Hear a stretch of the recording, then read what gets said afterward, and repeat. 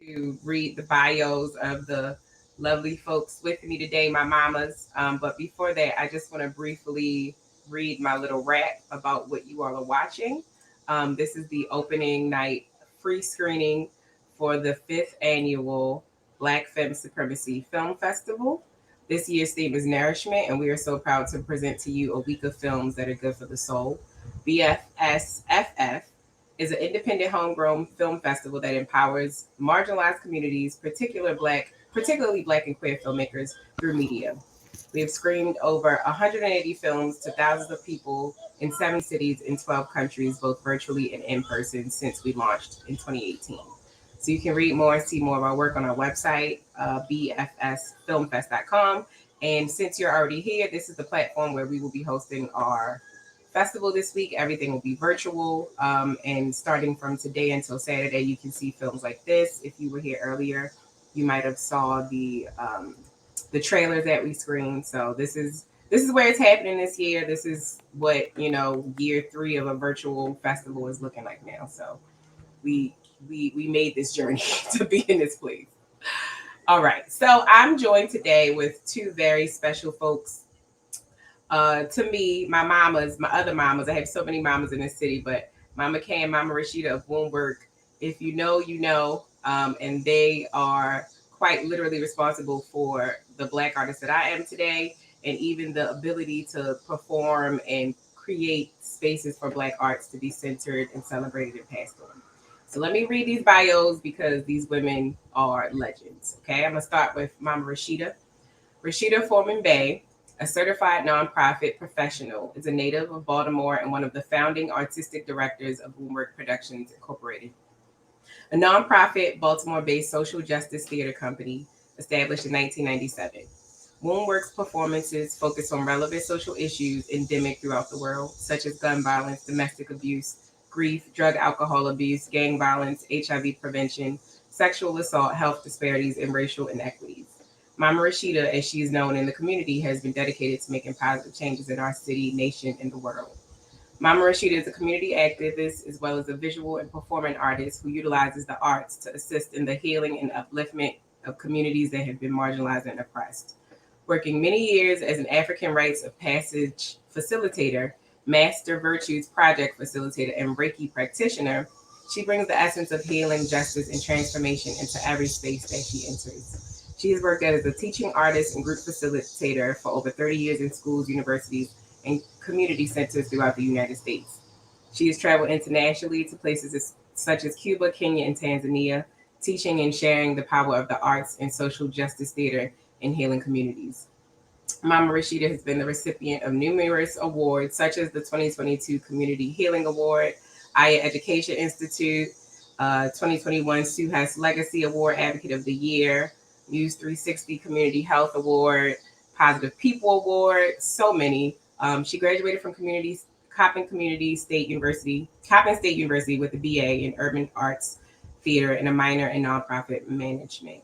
As the inaugural Distinguished Community Arts Fellow at MICA, she received her MFA in Community Arts in 2022.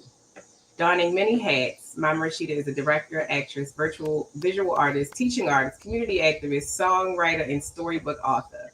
Mama Rashida has acted in numerous productions, including Under the Skin, Tell Pharaoh, and For Color Girls. She has directed many productions, among them For Color Girls at Coppin State University. Her paintings, songs, and stories tell of the deep love that she has for her culture and her people. They encourage others to see the beauty of a people who are strong, resilient, and courageous. Utilizing the performing arts as a tool for healing and transformation, Mama Rashida has been committed to healing our world community. In her spiritual walk, Mama Rashida considers herself a lifelong learner who champions others in their spiritual journey through drama, meditation, rituals, and the most powerful religion in the world, love. So let's give it up one more time for Mama Rashida. And let me go ahead and introduce Mama Kay. For over 5 decades, Kayla Wall has performed around the world on stages in New York City, Edinburgh, Scotland, Amsterdam, and Kenya. Blending artistry with activism, Miss Lawal Muhammad is a founding director of Actors Against Drugs, Kumba Women's Theater Company, and Wombwork Productions Incorporated. Miss Lawal Muhammad has appeared in the Emmy Award winning episode of the television series Homicide. Other television appearances include America's Most Wanted, The Corner, and The Wire.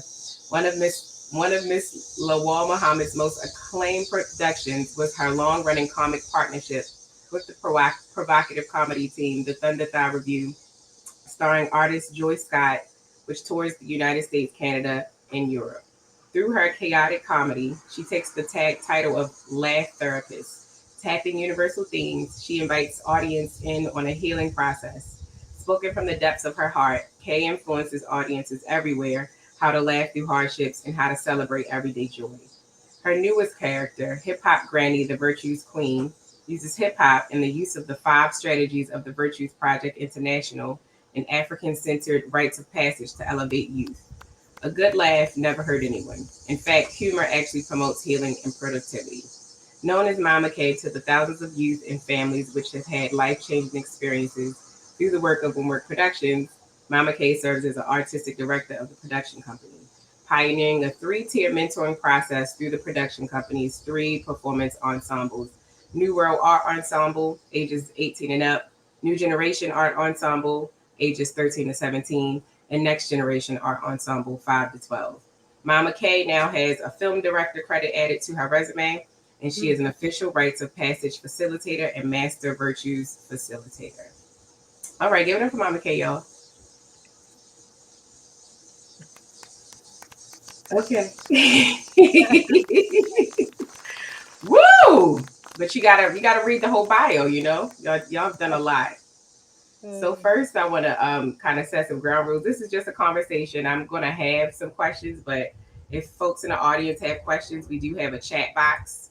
If Angela and Maya could type something in the chat box so people can see where it is, feel free to just go into the chat box. If you would like to be on stage to ask your question, um, let us know. Like I guess in the chat box, and we'll pull you virtually to the side where you can be on stage. And I think that's just like a cool aspect. So I'll start. First question is, how are y'all feeling? How I know this was a lot to get us here, but we made it, and I hope that you all enjoyed the film. Oh, we love the film. We have been enamored with Sweet Honey in the Rock since our earliest times. They made such a difference in our lives, and they were so close that we were able to see them a lot and experience them. And Mama Rashida and Mama Walk on Water, who we should mention, Mama Natasha, who was one of the founding members of Hmm. Womb Work as well. Her being the lifted singer had a lot of experience with them as well. And Mama Rashida can talk more a little bit on that. Yeah, absolutely. Sweet Honey in the Rock really, um, they have been inspirational to the cultural community in many, many ways. And I know Mama Natasha, being a singer, many times, many of these were her contemporaries and friends. And, in the musical world, a woman singer, female singer. And so some of the songs that they used, we have used them, you know, um, uh, in teaching young people some of the songs. Natanju, one of the singers of Sweet Honey, came to a song workshop with our rites of passage groups. That's how we learn. She taught us Sinjin Jin Jin. We learned that from Natanju. Mm. Some of their songs we use um, just as teaching tools, because songs are a great way to teach young people about history. The song to Ella Baker, we did uh, that's a song that we teach the children. We who believe in freedom cannot rest. I still remember It's a, all them songs. yes. So it's a great way, songs, theater, the arts, we believe is healing. And it's a great way to help people to elevate themselves, to really understand what our struggle has been and how we can always should stand for freedom so that we can elevate and be victorious in our struggle. They were quite an inspiration in many ways, even in our other work as teachers, and elevating in many facets that we decided to work in, to make addition, to make money, and really working diligently to deal with topical issues, and not just do a performance about them, but actually work in the field of HIV healing and everything, mental health healing. Every project that we did, we personally got involved with those topics in some deep ways, to help change and for the young people to understand and for us to have a better understanding and elevating our community regarding those topical issues. Yeah, and the other person I wanted to mention in Sweet Honey too was Mama Yasmin Williams. Mm, Yasmin has also come to Woundwork, and she allowed us to use her songs that she had written herself. Some of the songs that she had written as a part of our theater projects. Another Man's Soul is Up for Bid. That yes. song, 60 Million. So she's written some profound, just great songs that we've used in our theater process as well. And so I'm very, very grateful for the legacy that they have, just the foundation that they've made for so many in dealing with social justice issues and standing on that and using the arts as a way to help people to elevate and to bring awareness about certain issues. Wow. Brilliant women, and their Mm. generosity is extraordinary in Yes. sharing with the community and helping to expand everybody they touch on every level. So I think that they have been true role models for, I think, the way that we try to do our work. So they've been extraordinary. This was just perfect. I was tearful just remembering and hearing so many of the songs. It was moving, very Yeah, moving. me too. Very moving. Wow. I mean, I always knew about Sweet Honey and Rock, but I don't know that I realized how like close we were, or I was, or you all were by proxy Oh now. yeah, So Yes. very that's much so. really that's really Hmm. comforting to know. And it Hmm. makes me think about like the Black Arts Movement, which this documentary really is a great like example of. So Hmm. how would you define the Black Arts Movement personally, and then how did you find yourself in it, or how did you come Mm. to it? Well, I'm for gonna tell me, you. I'm sorry. Go ahead, Mama Rashid. You go first. Okay, all right. Thank you very much. Well, I tell you, I just wrote about it actually in my thesis show that we did, that Woundwork did, and we because really I had a teacher uh, that came to class one day with African, clothes on. She had a head wrap, and she was the most beautiful, just looked like a princess when she came into the room. It was the first time I'd ever seen anybody wear African clothes, and because of that, How old I were you? saw Tell her. us how old. I was in the sixth grade. Ah, So, and so she was my music teacher, and her name was Miss Odell Wilson. And then, because of how she dressed, I saw a picture of Sonia Sanchez, and Sonia Sanchez, and I read, and so it made me, because she had a head wrap on, I picked up her book, her poetry Mm. book, and that was my introduction to the Black Arts Movement, was reading Sonia Sanchez's poetry, you know, reading things like Man Child in the Promised Land, because my mother and I, we read together. So reading books by Black authors. And that was my introduction into the Black arts movement. And then, I was just thinking about it, The Last Poets. I had a cousin in my family that played the Last Poets album, but I remember that we couldn't play it out loud because it had cussing on it, right? So we had to play it in the basement, and that was the other, other introduction to the poets, the Last Poets. Yeah, Mm. and these and people, they laid a foundation. Go ahead, Mama Kay. I'm sorry. for me, I think my family, they all we lived on North and Poplar Grove at one time, and most of my family went to Coppin State. And I went to a school very close by that was a part of Coppin called um, um, Francis Murphy Elementary. And because it was a Coppin, many of these artists were coming from Leontine Price to, Dr. King. Everybody would come through these black colleges. So that began to elevate me in the mind of black thinkers, philosophers, and so forth as a young person. And the importance of my family just pushing that. Mhm. And my mother finding out this little chubby girl got to do something. So she put me in dance class and she put me in, found out that I could do acting. And one of my biggest influence was Oscar Brown Jr., believe it or not. I interpreted and listened to him and began to interpret and create stuff on him as a young person. I'm talking about 6, 7, 8. all my life. So the sound of stories, Black songs were intricate in my life as a young person, and it was Mhm. a continuum. And then when I got to Morgan, um, For Colored Girls came out, Sweet Honey in the Rock would come through. Everybody, I mean, these were great influences that struck us. That meeting Mama Rashida and Mama Walk on Water, Mama Natasha as we know it. But I had a company right out of college called Kuumba, which were all Black women. We were all Black performers. Many your mother knew all about all of this. And we traveled. We went to Europe doing our works, and um, Sweet Honey and the Rock and all of those folks, were role models. I did a lot of performance. I wasn't a great singer as many of my other, but they could sing. I was always around a great singer and loving a voice. So this all of these experiences influenced us and made us understand the importance of learning our art forms, our stories, building and healing from it. And then the other big thing was beginning to heal on topical issues that affected our communities, from mental health to every disease you can think of, to violence prevention, and using all of these as sources for elevating ourselves.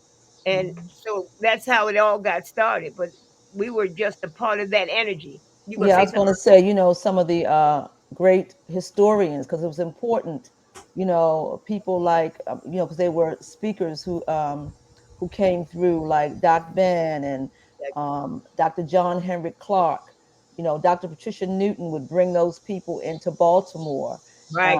Reality Speaks at the time when he was first, but even before then, Reality Speaks with Brother Jabari, they would bring, people like Tony Browder, studying these people to um, um,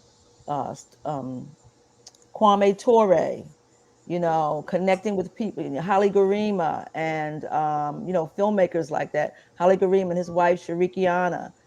It was important that our story be told because we know that the systemic racism, we are still suffering from the casualties of war. You know, all of the things like when we have to do shows on violence prevention and all the things that racism has created within our communities, and we are healing from those things. And so the arts that we, even for us as starting womb work, it had to do with us wanting to heal helping to heal our community. And we started as mothers wanting to do this, but these people before us, they laid the foundation to give us to help us to be able to shape and form how we wanted womb work to do the work that it did, because it Mhm. wasn't just about doing the performance and the show. It was also about, part of the healing was for us to when you all learn, I got to love myself, but to love Mhm. myself, I got to know myself. So we knew we had to teach our young people who they were, and to know myself, I got to see myself, and to see myself, I got to free myself, right? and then to, I gotta be myself. and then to free myself, I got to be myself. So it all I came Ah. gotta back to be my loving yourself. I got to be myself. Yes. So it Mhm. all came back to loving yourself, but it was a reason for that, because this the depth of self-hatred in our community, which is a Yeah. result of systemic racism. And we're still 2000, 22, and we are still in healing mode, Mhm. and there's still work to be done. And the arts is a powerful way, a tool to help in the healing of our people and the upliftment of our people. And absolutely. so the Black arts is a tool. So the Yes. definition of the Black arts movement is like a tool in which Black folks are empowered or are brought to themselves or are able to heal. Like I've always known it to be a very like dutiful thing. Like there's a difference between an artist and a Black artist. And I think that's, a product of just coming up under y'all. So my next question would be, do you feel that the Black arts movement has been successful? When you think about like the wide scope of it since when it started to where we are now, not necessarily just in what you all do, because you all can see the fruits of your labor often, but Mhm. like in a larger sense, do you think this particular movement was successful? I think yes. I think Very much. you Yeah. know everything has its season and time, you know, and then you know you pass the baton, you know, you do your work. It's like sometimes in this work anyway, in social justice work, in the Black arts movement, and work you're doing in the arts, sometimes you plant a seed and you plant the seed, and sometimes you come along and the next generation may water the seed that that person planted. You know what I That's mean? right. And the next See, generation may see, you know, the flower, you know, may see it germinate, you know, or whatever. And then, you know, and then it keeps going, and then you keep watering it. But now, if we don't water it, when we go to pass the baton, because me and Mama Kay, we're gonna get ready to pass the baton in a minute that's right. to your I'm generation. 65. I know But it's hard to believe, but right, I and you move. know, yeah. So we want to. So you know, the work keeps going, and the Yeah. next generation takes picks up the mantle, and you keep going with it. So they did the work that they were supposed to do for that time, you know. And you know, when you think about people like what the people we went to see in New York, Mama K, the New Lafayette Theater, you Right, know, and the Black Arts Theater, you know, in D.C. with Robert Hooks and the um, um, you know, and the various Black artists around the country. When we talking about back in the '60s in the movement, those people laid a foundation. They really did a strong foundation. yes, If you look extraordinary. at theater history, it was very, very important the work they did. The writers, the directors, you know, because they really were the courageous ones. They came at a time when it wasn't comfortable to talk about black. It wasn't comfortable to wear a head wrap and African clothes on stage. You know what I mean? I can remember even when we started first wearing African clothes, they used to holler down the street, "Hey, you African bush boogie," especially in Hamden. Bush "Hey, boogie. you black Wow. mammy." They would holler out their doors. You understand? So it wasn't comfortable then. Hmm. And so those people laid a strong foundation. Yes, they did. And I, you know, pay homage to them because, and then now the next generation, we got to pick it up. And then it's going to come through that now y'all got to do the next bit of work. Hmm. You know, me and Mama Kay, what we've been doing is for just womb work for 25 years, but before then, you know, work in the community.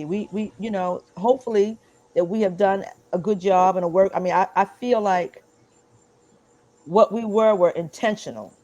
Mm. So hopefully what we did was good, but we were very intentional about what we were doing. Right. We wasn't playing with it. Our people's lives are at stake, so we wasn't playing Right. with it.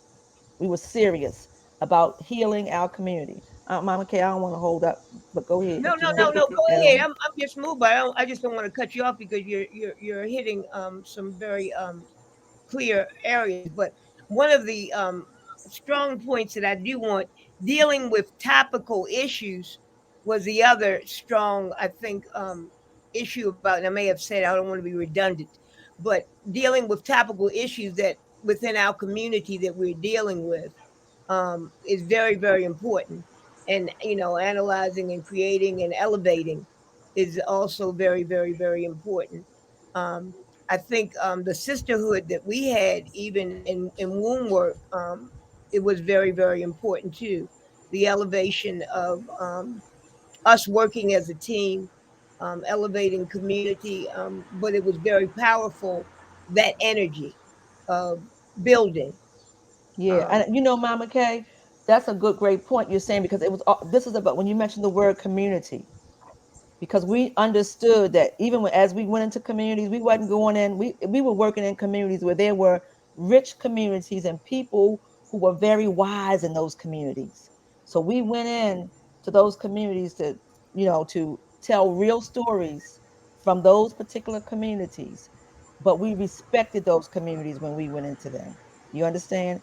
And we built strong bonds in those communities. And the community trusted us because of our love for community and because of our integrity. right. Integrity is very, very important. You know, when we're doing the work that we're doing, even when we're doing theater. And I did want to mention another group. I think it's important to mention people like when I think about theater. I was just thinking about Sam Wilson and the Arena Players. You know how important they were in the Very Baltimore important. community in particular. You know, Very important. I wanted to mention yeah, them. yes, and There's some questions coming up that we yeah, should look at. mm-hmm. What's Yeah, my mom has a few. I'm actually going to bring her up to Okay, ask questions, but I wanted to kind of stay in the flow of okay, things. yes? Um, Okay. yeah. So, my Let but me not go ahead. try to run stuff. All right. So my I want to get I'm the director tonight, Mama Cass. sorry.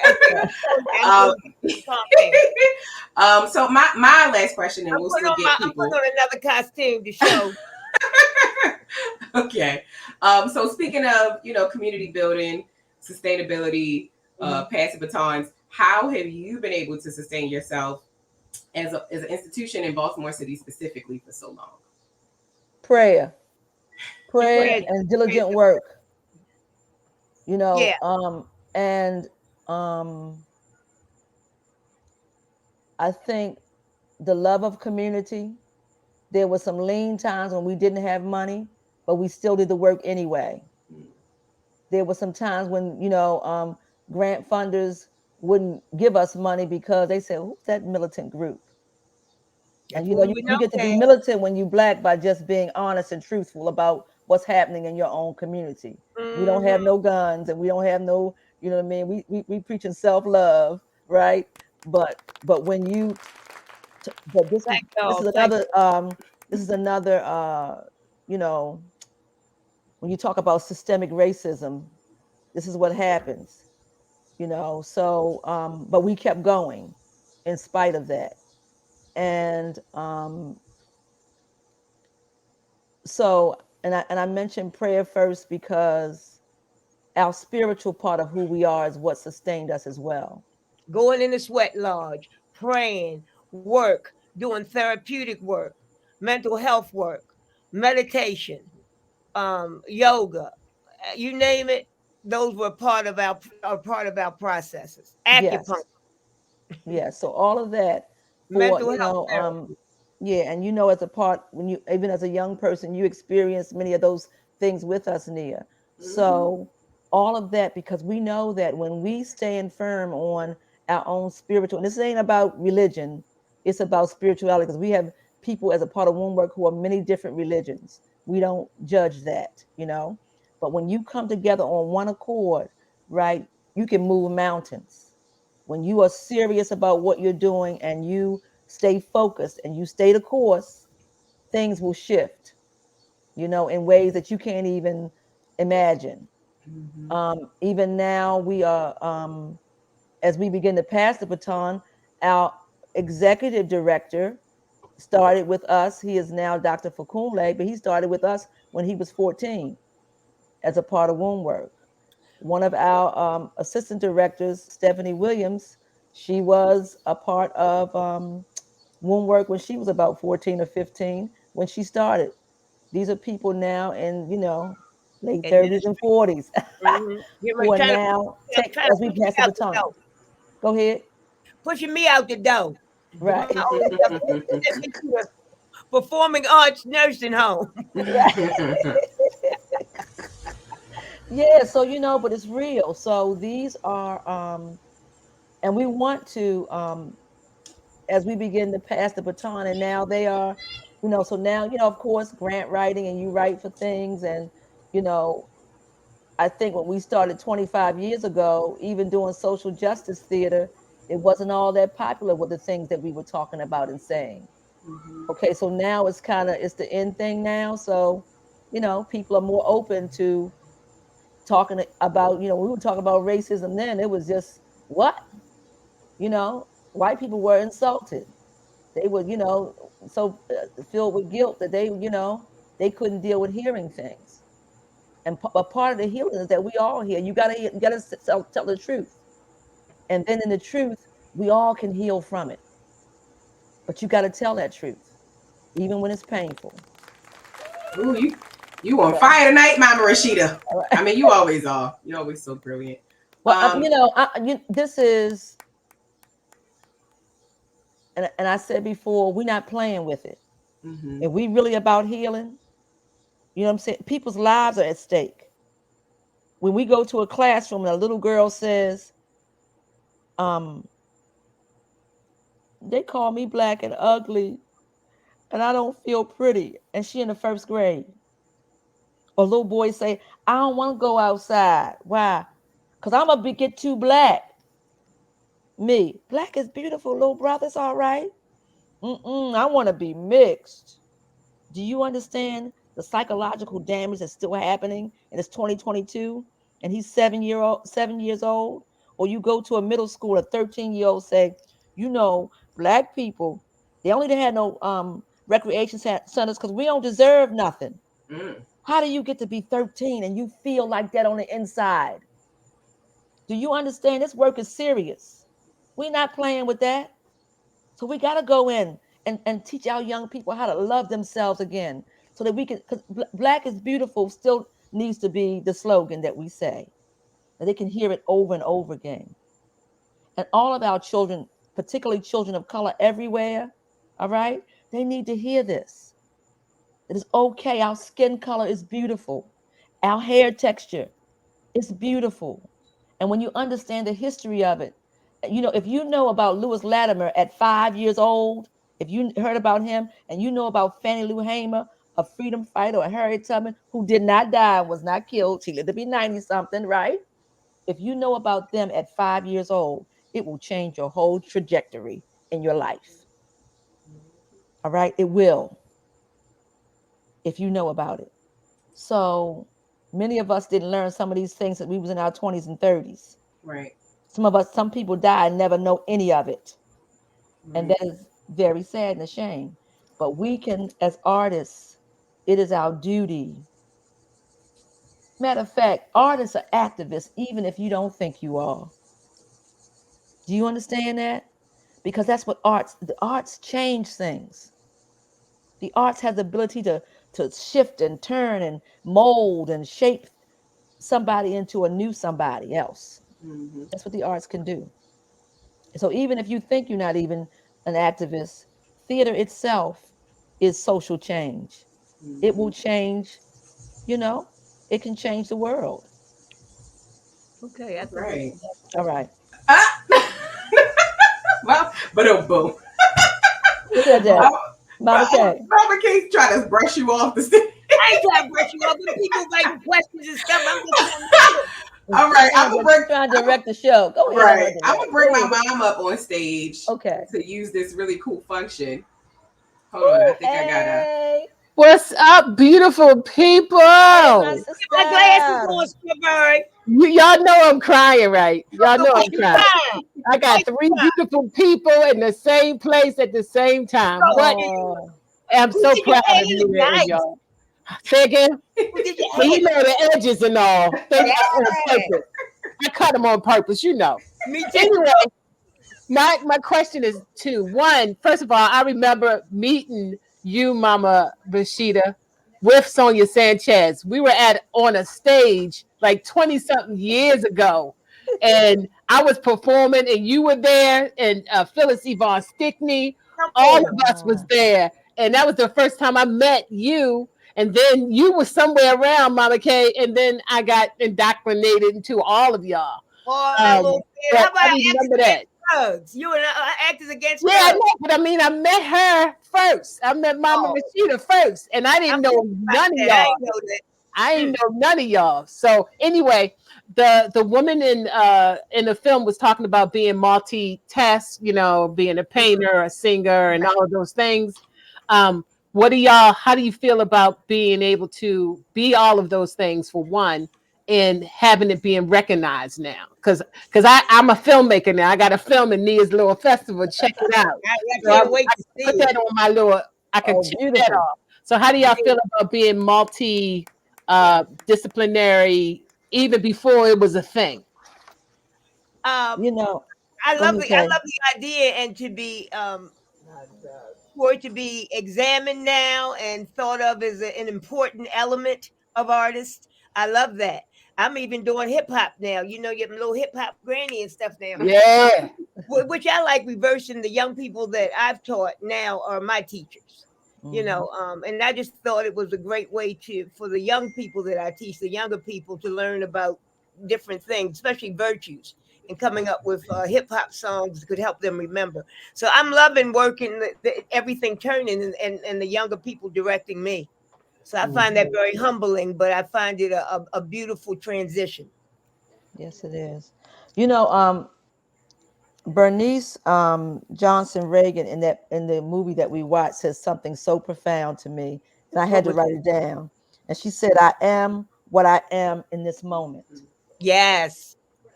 And I thought that was, I said, "Woo!" And then she said, "I am in the process of being." So we just keep on adding more things to ourselves and growing and elevating in ways. And you know, you know, for me it was visual art. You know, when I went back to Micah, I didn't know I could paint. Well, I was scared of painting, but you know, but I went back and I added that on to what I do. So it is all kind of ways to express ourselves. You know, I think, and as we grow into elders, you know, being open to all the kind of ways that, you know, I'm going, you know, I use the word God. I mean, if anybody got a problem with that, I'm sorry, but that God will, or the universe will move through you for you to, you know, elevate into all of who you are, you know, all facets of who you are, and to stretch yourself into ways that you never thought, or things you never thought you would do before. And it's really beautiful. Nice. So I love that quote. I am what I am. Yes. In this moment. That's right. Beautiful. Woo. And let me get off because I know Nia got other people. But my last thing was, I want you to go. I know, right? I love y'all. My last focus a little bit on me a little bit. I think you're gonna focus on me a little bit before you go. You know, you always got to focus. Look, my last thing is, what does the future of this work look like? Comedy at nursing homes. I'm looking toward. You know what it looks like? It looks like, for me, the transference of passing the torch to younger folks and doing it in a way that is elevating to myself as well as to them. But I think it's the preparedness of the young and our future, taking over and them being a continuum and finding, you know, what they want to express and what they think is important at this time. And I really want to be a supporter of that process and that transition.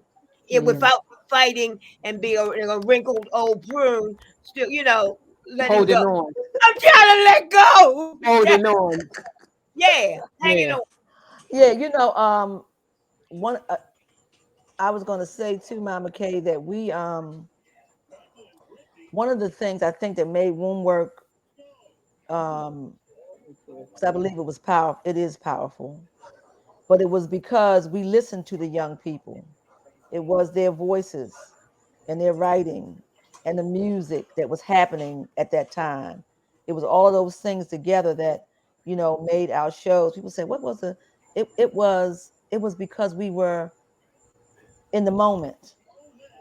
We stayed in the moment, you know, like with the, you know, every year we had a new dance, because it was a new dance that came out. I think they're doing the Shake It now.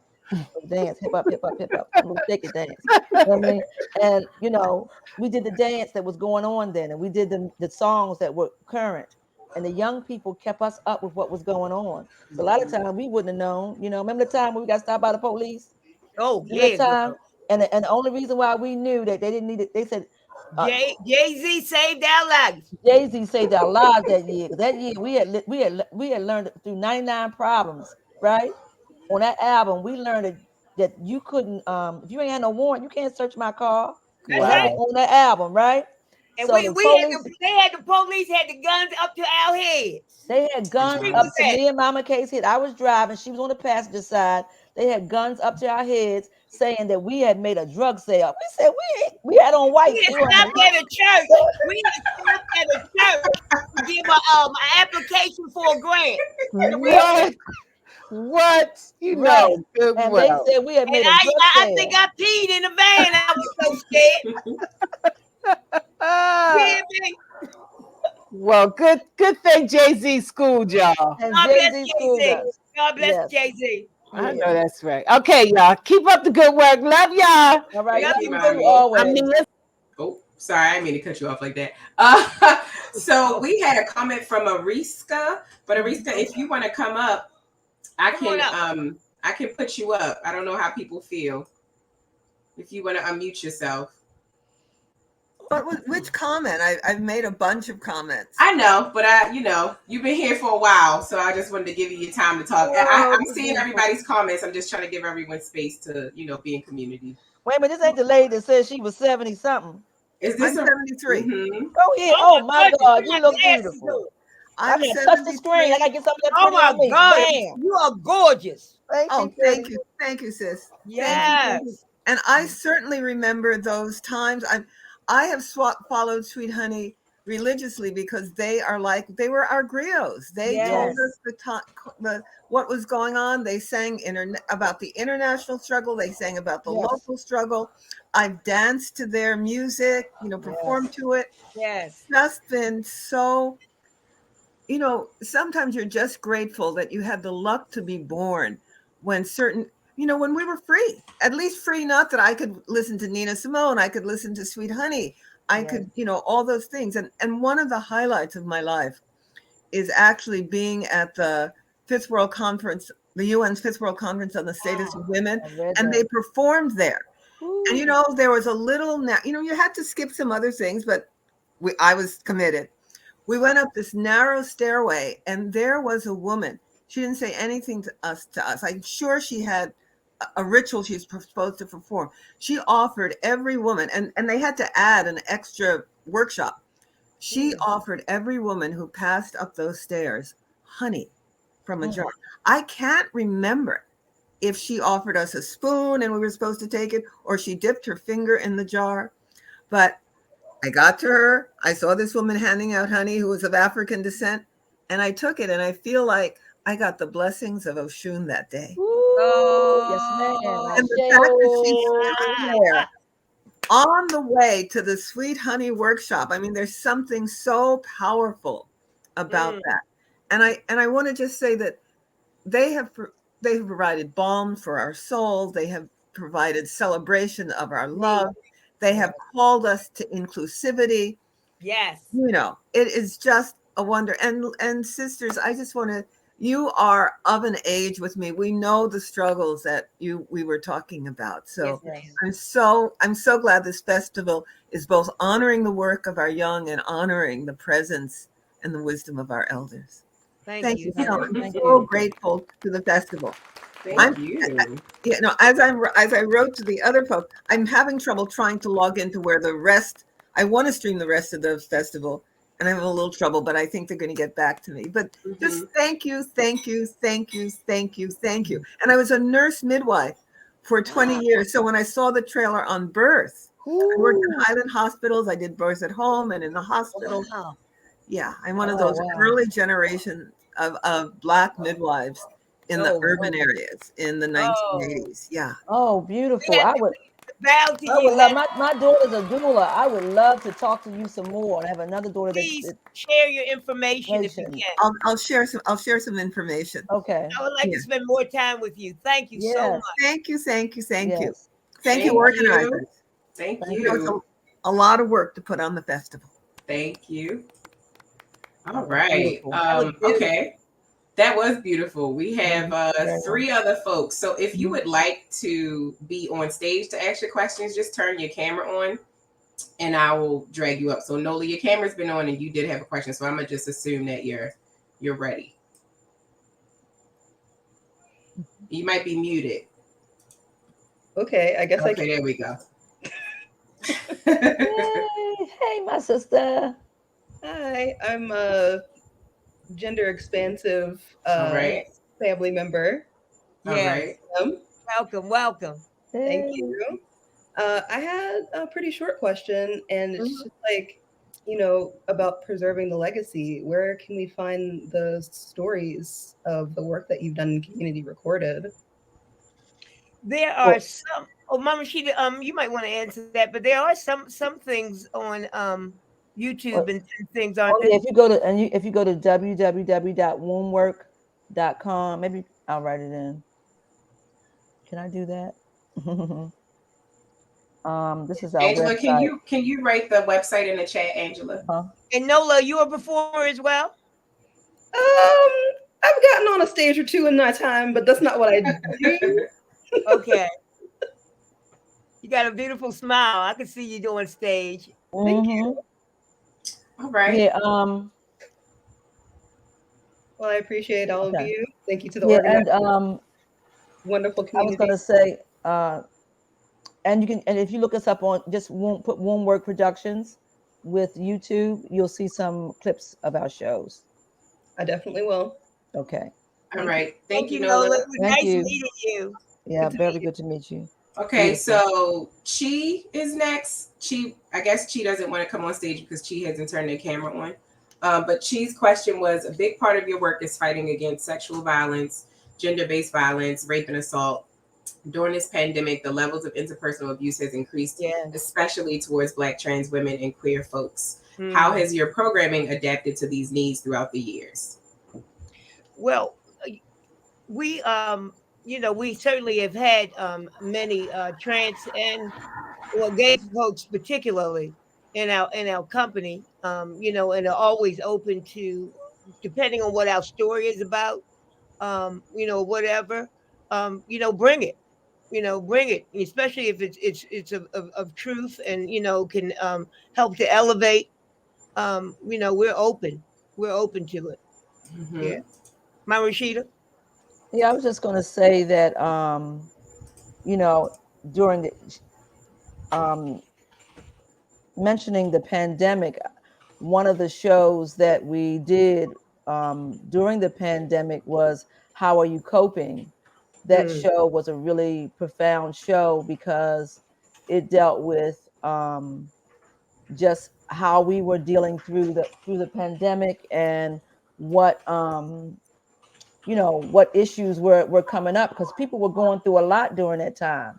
Right. The domestic violence rate went up, and those are some of the things. I mean, people reference to addictions, people who were in recovery sometimes left the recovery space, and so all of those things we had to deal with within that show. So whatever the issue is, we if the issue comes up, we're willing to talk about it and to dissect it, do the research on it, break it down, and deal with that.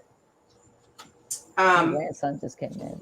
Oh, I You was give gonna it sign language. Don't talk with got company. I was gonna add that my time in the company, my highlight was my monologue about my father who passed from AIDS, and that era was an especially queer space to me. I remember, I think his name was Keith, and he would teach us music, and he had a part of the show. So it's kind of always been an inclusive space in that way, even if it wasn't necessarily broadcast in that way, because all of the societal issues that we talk about, it hit who it hit. So that was kind of always a core part of Moonworks. And nobody's turned away. No one. Okay. We have another question from Ace. How can artists today use their work in service of Black liberation struggles? What are the challenges of Black artists today in comparison to the Black artist movement of the 60s and 70s? Well, this is what came up for me in this moment, was that sometimes we get duped into thinking that that somehow our enemy is our friend, and or we think the struggle is kind of over, and it's not, or and we just because then we have more things, but we have more, we're making more money, but we're not as unified as we were before. The greatest thing that needs to happen is that we've got to unify. We've got to come together. We've got to not let anything keep us, no religion, gender issues, nothing keep us from being connected to each other, because we are all in this struggle for our elevation and our freedom. I think one of the greatest things we can do is to unify. Right. And not just here in the US. We're talking about globally, for Africans at home and abroad, everywhere. We're in Tanzania. We've started Wombwork Tanzania. That's one of the things when we talked about expanding, but some of the same issues that are happening with us here, and psychologically, you know, our psychological enslavement, right? It's happened in Tanzania, in other parts of Africa, that we still are trying to free ourselves from the psychological bondage of enslavement and colonialism. And this is, we want to expand, do womb work, in Philly and do other places, so as we expand, so into other cities. And so this work is, I think that we have to unify more. Even you creating this platform for us to talk and all of us to be in this space, we hold in sacred space right now. All of us to be in the space that we're in right now. We got to come together like this more and talk and discuss and elevate, and so that, and share our, what we've learned along the way, what our teachable moments are. And we are doing, Ashe. we're working along with, doing healing stuff with addicts. We have a piece called EDOH, Existential Determinants of Health, and we're working with addicts. And we don't care, if you're an addict and you're trying to, deal with your addiction, and want to come out of that and do some arts for healing. We've been doing a lot of that work. So check. I want to speak a little bit on that, Mama Kay, Go ahead, because dear. um you have been doing some really great this particular time, Mama Kay and Ola I'm a and some other recovering folks. addict. I want to add. Yeah, right. We've been working on the street. You understand? Outside, meeting with it's 25 or more recovering people who are recovering from addictions, right? And in this space, when these people started, I mean, they were like little closed flowers. But man, oh man, when that show, we did a show at the Great National Blacks and Wax Museum, and they told their story. It was profound. Mama Kay in particular, I just want to say to you, you have a powerful way of, helping people to tell their story, companioning them along to be able to open up, to be able to tell their story. And what was created was something so profound and moving that the people who helped to write the grant proposal, right? They were just like, are these the same people that we started with? They were in awe. They couldn't even believe, because they thought it was going to be kind of a show, but they didn't know it was going to be a very serious production, the very profound production that it was, and powerful production that it was. And that's what we do. We want to go into every kind of community, whatever topic that you want to deal with. If it's about elevating and helping to heal one and bring them up to their highest good, we in. We in. Right. Okay, so we had two more questions. They kind of work together. One is about we're talking about recovery, and someone brings up acupuncture and Mutulu Shakur, if that's ever come up with y'all or for y'all. And then we also have another question about the use of African spiritualities in working with young folks. Oh yeah. Well, the acupuncture is something that is a form of healing that we all use as a part of, at least we use personally. So Mom, you might want to talk a little bit about that. Oh, you muted, dear. Sorry. Oh yeah. Well, we have. Have y'all ever worked with Mutulu Shakur specifically too? No, we have not worked with Mutulu. Oh no, specifically. we have. No, we have not. But you all utilize acupuncture. Yes. Say it again. You all utilize acupuncture. Yes. Well, in that we have Dr. Sharon Jennings Rojas. So her acupuncturist too. Say it again. She mine too. Yes. Yeah. She is really, really a great acupuncturist. She's a sister from, hailing from a family from Jamaica. And but just a really great, when I think about her and I think about people like Dr. Henry Gregory, who's a therapist, and whatever it takes, we bring specialists in when healing needs to happen. We utilize all of our resources for that. So if we're doing a show on domestic violence, we have specialists in. We did a show on gang violence prevention. We had brothers with street credibility who were a part of those organizations, right, who came in to help, us tell that story, and as specialists who had to get some young people out of gangs. So um, we had to,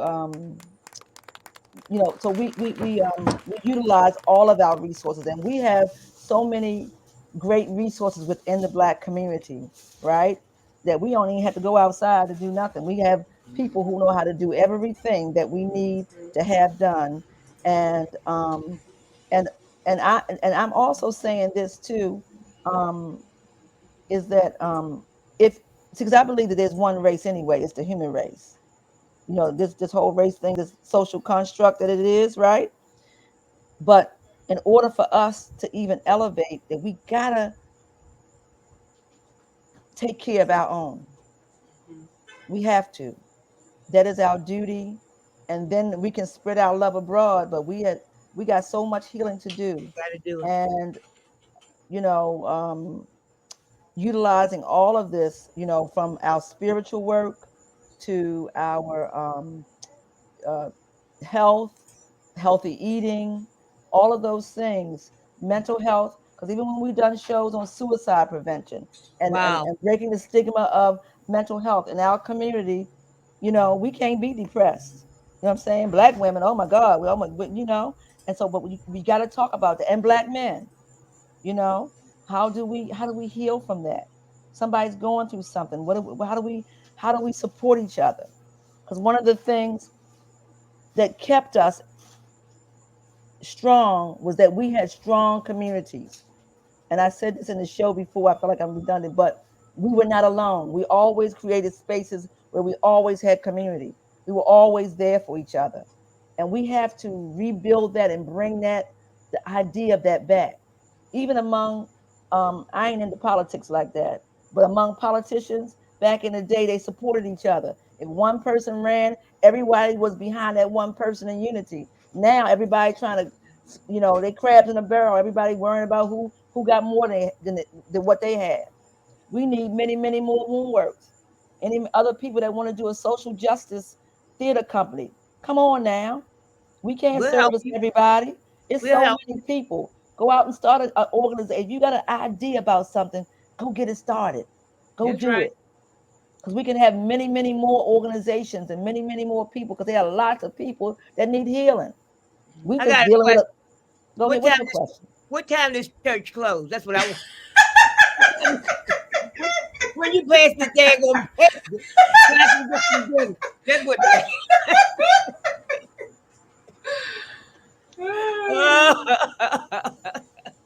I don't think y'all answered the African spiritualities part. Did we get to Oh, that? African spirituality. I've been scared of us so long. We do more Yoruba, Native American. We do every Islam. We tell about Rashida I still remember spirituality. the religion show we did at the We Visionary did- Arts Museum. That was so That's right. beautiful. All face beautiful. Yeah, All because guess things Mhm. what? beautiful. Everything and everybody comes out of Africa, number one. Come All on right. with that. Everybody, we can trace everybody's DNA back to the womb of a Black woman. So with that, and then all of these, we can trace even all of the Abrahamic religions, we can trace it back to ancient Kemet. So in knowing this, we celebrate all of the ways that we knew God before we knew Islam, before we knew Christianity, before we knew any of that. Black people, African people knew God. We always had a relationship with our Creator. And as we developed all the other religions that came out, right, that developed afterwards, we still knew God. When we came here within Christianity, we celebrated God in the most beautiful way. We took Christianity, which was not our religion originally, and we turned it into the way that we celebrate Africa in our own African style. Even the way that we sing songs, the way that we stomp and shout and get possessed when we shouting hallelujah. It's the same thing when you go to Africa, So when we practice our own Ifa and the Yoruba tradition, we all of that is the way that we celebrate God. In Islam, the greatest scholars in the world, they went to Timbuktu, they went to Africa and to Mali and studied Islam. So, we celebrate all of the ways that we celebrate God because we were a people who always believed in the Most High. We believed in the Creator, and we have many, many ways to do that. We know that when we talk about our Native American culture here in the U.S., and many of our people, the Native people was here, and Africans was here too. Them Olmec heads prove it, right? So we were always celebrating our Mama Natasha, we are so grateful to her. One of our founding directors, she on her land, we would go to do sweat lodge, where our children could go down there and be in the earth and sweat until they were able to and do their prayers. We've studied the Dagara people. We've done earth ceremonies and earthing. If we take our shoes off and lay on the earth and just pray our prayers into the earth, when we've taken our children to a mosque number 6, right? And and we've gone there to do performances and to study the Nation of Islam. We're very, very grateful because that's all a part of our community. Because if anything go wrong, go down in the community, we need some something is going on that we don't like. The first people we call is the Nation of Islam. Y'all know it.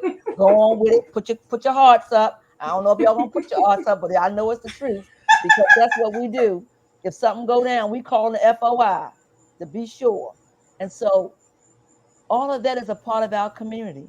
That's right. Ain't no prayer like a Black woman's prayer. Them old country ladies that be praying the mother's prayers. That like Baptist Mama culture. Yvette, Mama Eva May, Yes, Miss Eva May. hallelujah. Woo, she get to praying. I tell you that time when and I'm gonna tell you when I need somebody to pray for me, I call Miss Eva May. Miss Eva Yes. May. That time when Omari was down in Hallelujah. WS and he wasn't breathing, and right, I said I called 2 people. Yvette's mother, Miss Eva May, and she said, in the name of Jesus, no weapon formed against Omari shall prosper. And I called Sister Binkta, which is a Muslim sister, because she the prayingest Muslim I know. She said, Alhamdulillah, Bismillah, Rahman Rahim. And she got to praying, you know what I mean? And I called them too, and they prayed. And when at the time when I got there, they said my son hadn't woke up. But when I walked into that hospital, he walked out to greet me. Mm-hmm. Prayer is one of the things that we did. That's what kept us. That's what got us through slavery. That's what got us through, we were victorious. It's got us through all of our freedom. When we talk about freedom fighters, it was the prayer that got us through it. So I don't know where I got off on a tangent. Well, on that note, I'm about to do the prayer before dinner. So we've been here for you must be hungry. You ain't eating before the thing, child. I ain't eating. And Well, there's people everywhere. Well, it's 8:27, and I don't know if we have any more questions. Somebody said something about Maya Angelou. When Maya Angelou was told by the doctor that her son, who had been in an accident, wouldn't walk again, she said, "I will have to take this up with a higher authority." That's right. That's right. That's my sister. Yeah. That's right. All right. So we're gonna round it out so we can get out of here at 8:30. This has been so enriching and nourishing, which is our theme this year. We have this is our 5th year. This is the end of an era for this festival. We've learned a lot in trying to, organize throughout a pandemic. It's been a journey. And so I feel really grateful to be able to be in conversation with you two who, really laid the foundation of what it means to be a working artist in Baltimore City, try to bring community in, try to do the things, you all have been doing. I'm also talking about for me because I'm, 5 years in and it's been a lot. But I'm really inspired by today's conversation. Thank you. It's, I'm just learning about transitions. Everything don't gotta look like how you think it's going to look. And so this festival is not necessarily going away as much as we're changing with what needs to happen so that the people who put it on can survive, because this has been, trying to do this in a pandemic has just been a lot. But I'm deeply inspired, and this is why we do it, so we can come together and have these moments and just learn more about our culture collectively. And so I'm just so grateful, because I don't even know if y'all necessarily knew about the festival before this, but it worked out. I really didn't, honestly, but I am very grateful for you for doing this. It is Me too. important. And I'm really honored that you even asked us to come to be a part of this. And I'm very grateful. And I I'm put on grateful my for the serious people who glasses. tuned in. And right, thank you.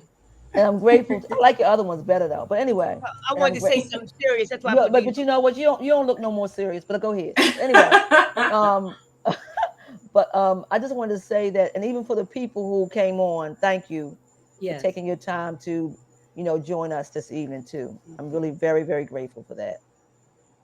And I love y'all.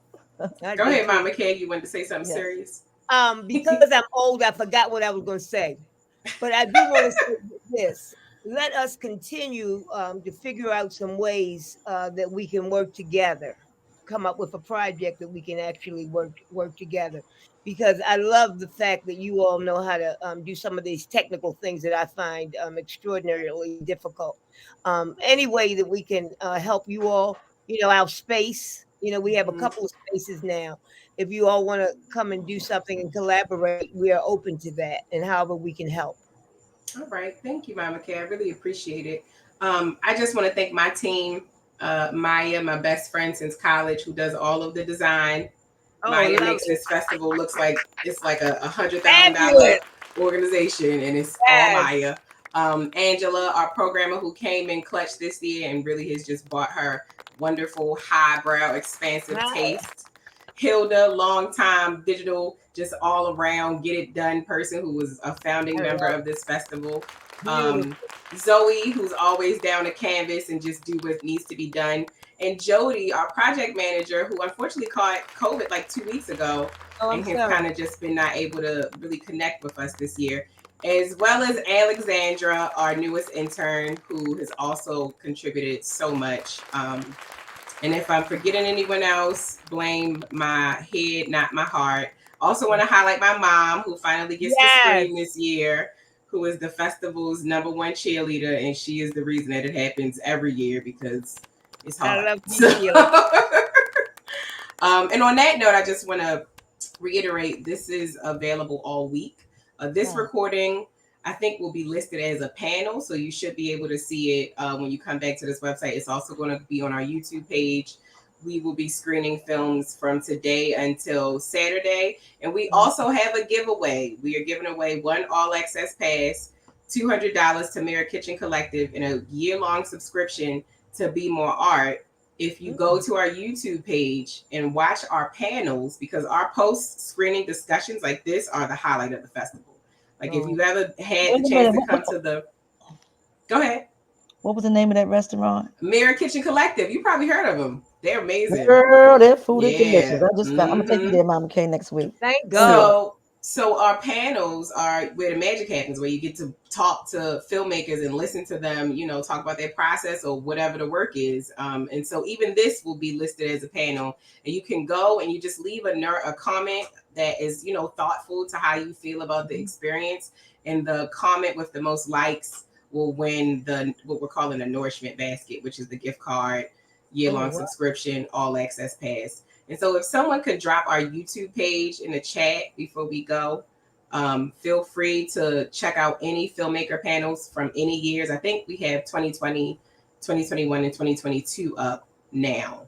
And it really is like, if you're a person who loves the artist talk, it's literally just artist talks with Black queer filmmakers from all over the world, just really going in deep. And it's not something that you probably be able to get elsewhere. And so you vote with your commentary, Brooke, who asks, how do I vote? You go to the YouTube, you watch a panel, and you talk about what the panel makes you think, or how you feel about it. And then the comment with the most likes wins. It was supposed to end today, but we don't have enough entries. And so we will choose a winner tomorrow, and you'll be notified via email. So when you do, you also got to subscribe to our YouTube so we can get in touch with you. But yeah, so don't be on YouTube on your fake account, on your burner account. Like, use your real account so that when we try to reach you, you can actually receive your prize. So yeah, that's it for us. This is the opening night of our 5th year of the Black Femme Supremacy Film Festival, and we're so grateful that you decided to spend these couple little hours with us, talking about the Black arts movement and self-love and all of the things that we need so much of. This has been incredibly nourishing. And I do hope to see you all throughout the week in this virtual space. I don't know if anyone noticed, but like you can go to the welcome room, you can go to the pool side. Like it's an interesting place. It's a lot going on. It's the first year working with Filmocracy. I like it. Shouts out to them. They've been really they've tried a lot. They've tried a lot with us. This is a startup, and I understand it life. So glad to take this risk with them all. Nice. My mother holding up a picture of her, and who is that, Ma? Who Sonia is that? Sanchez. Sonia Sanchez. Picture of her and Yeah. Sonia Sanchez. But all right, y'all. So you can go ahead and Sheila, that was 50 pounds ago. That was 50 pounds ago, wasn't it, baby? you can go ahead and hit that leave button now if you'd like. I'm probably gonna just close out with the mamas. But thank you again, y'all. Angela, we can press that recording button so we can